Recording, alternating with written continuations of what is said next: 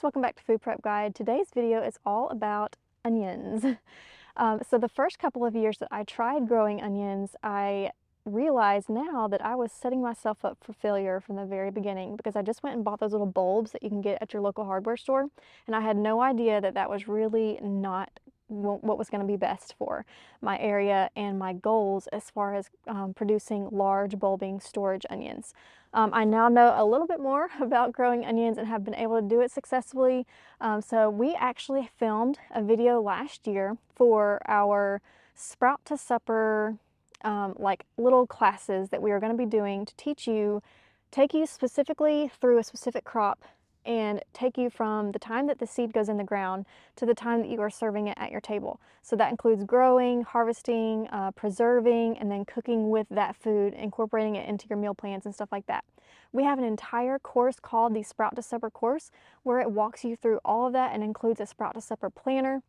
If you're interested, that will be linked down in the description box below. But we also wanted to give you crop specific information, because I think sometimes for some people having all of that start to finish information at one time can be overwhelming, and if that's you, then maybe you just really want to know everything there is to know about tomatoes, or maybe you want to know everything there is to know about onions or potatoes. We already have a Sprout to Supper guide out and available for potatoes, and I'll link that in the description box below as well. But today's video is all about starting your seeds or starting your onion starts. And we decided to go ahead and make the video public, even though we originally filmed it for this private class. So you might hear the video is going to be from last year, so it's going to be a totally different atmosphere that you'll see in just a second. But you might hear instances of in the next lesson or in the previous lesson, or even something about a private Facebook group or something like that. Just know that that was from when we were going to be doing these private classes. We have since decided to make these videos public, all about starting onions from seeds, from bulbs. What do you want to do? How do you need to amend your soil? What to avoid to not kick yourself in the foot, shoot yourself in the foot like I did the first couple of years. So you're going to get to see all that, and just know that if you hear any references to future classes or previous lessons, just ignore those. Know that we are now making it public, and we're going to be creating this Sprout to Supper onion guide for you that will be published soon, hopefully, as well as maybe tomatoes if you're interested in that. But let's go ahead and jump into that video. And we're going to go back in time about a year from now. Okay, we'll see you then. If you would like help planning a productive garden, scroll down to the description box of this video and click this link for a free garden printable. We calculated quantities for a year's supply of the most common garden vegetables and organized them into a neat chart to help you plan. We'll send it straight to your inbox. If you're new here, we invite you to subscribe and hit that notification bell so you don't miss any of our upcoming tutorials on gardening and food preservation, food storage, and more. If there is one thing that I can recommend when it comes to growing onions successfully, it's going to be starting with the right kind. So seed selection is far more important when it comes to onions than a whole lot of other crops out there. For a lot of plants, seed selection is very much dependent on your personal preference. But when it comes to onion seed selection, that is make or break success. So there are 3 ways you can grow onions, and that is from seed, from bulbs, and from starts. From seed is just like any other plant. You're going to plant the seed and grow it and plant it eventually.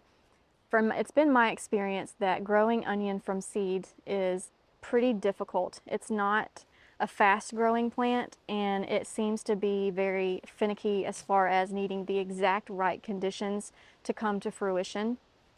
So if you are going to be planning a large onion harvest for the purpose of storing and using throughout the year, or for your canning projects, I personally don't want to put a whole lot of risk in starting from seeds. Like I want to set myself up for success the easiest way possible, so I personally don't choose to grow from seeds. If you choose to grow onions from seeds, you're going to have to do it indoors and then transplant them. They don't work well just planted directly in the ground. You will also need to start your onion seeds 2.5 to 3 months before transplant time. The transplant time is when the onion's seedling reaches approximately 6 inches in height, and it takes about 3 months to get to that point. So for most people, our onion is a cool loving crop. So you're talking early spring or fall. And for a lot of people, it's going to be early spring. So you would have to be starting your onion seedlings in like December or January if you're going to be going that way. So unless you have a fantastic indoor growing setup for seed starting, I don't recommend starting from seed. Another way is starting from a bulb. And those are the kinds that you can find if you go to your garden center and you want to purchase onions. You're going to be primarily purchasing bulbs, and that is just, they look like little bulbs, and they come in a bag of like 10, 20, 30, and that is the most common that you'll find. And I think the commonality of bulbs lead people to believe that that's the best way to grow onions, because that's just most commonly what you find in stores. The problem with onion bulbs is that they are in their second year, basically, of their life cycle, and they are harvested. They're not allowed to grow to full size their first year.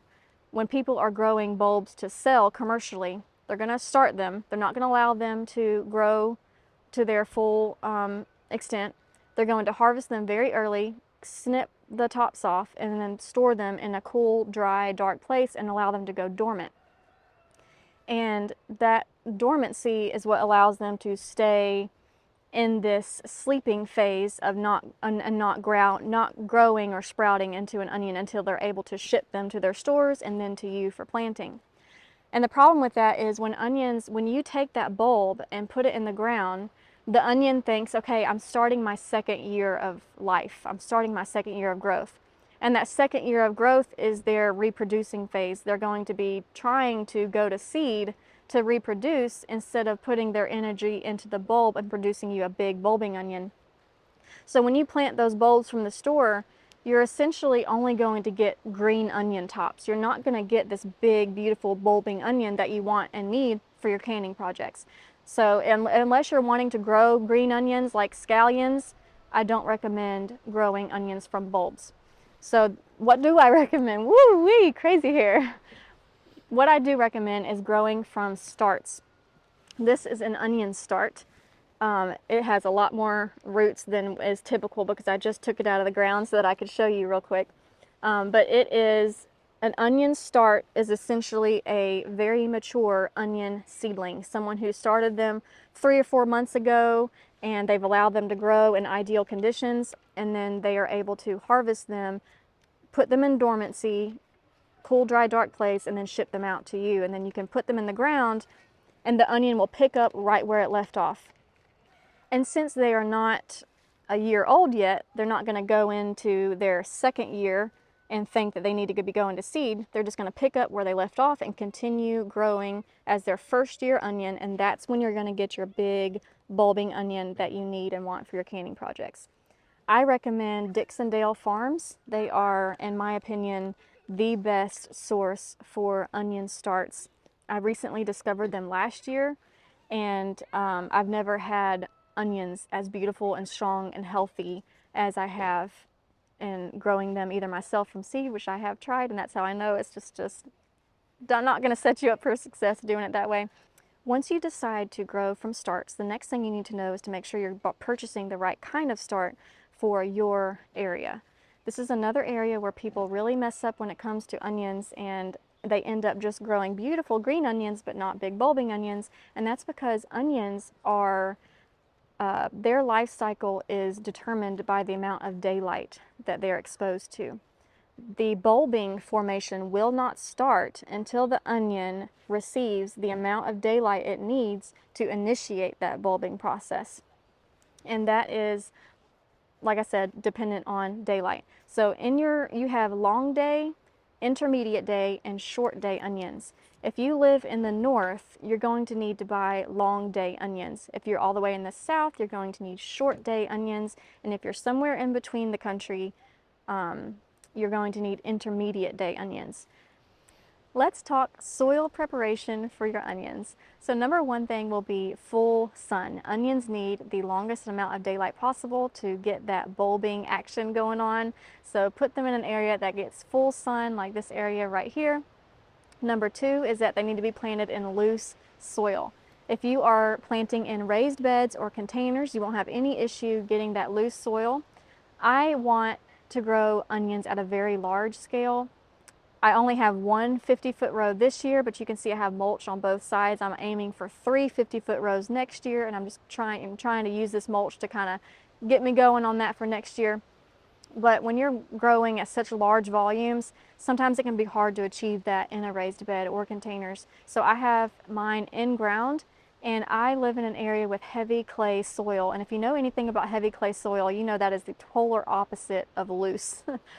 And since onions need as little friction as possible pushing against them to create that bulb, so it needs really loose soil. So what I've done is I've done the no dig method, no till method.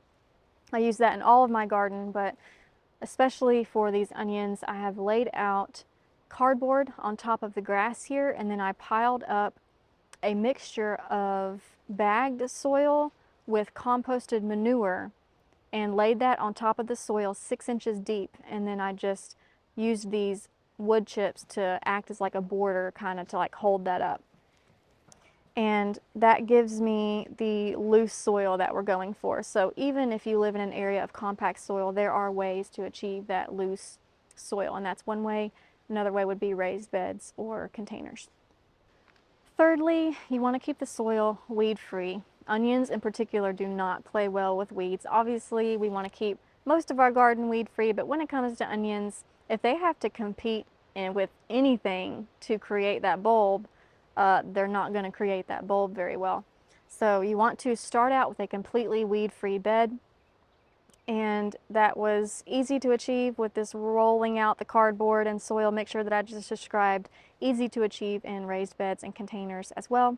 And throughout the onion growing process, if you have some other beds like I do where the weeds just kind of allow it, try to keep it under control but not 100% weed free.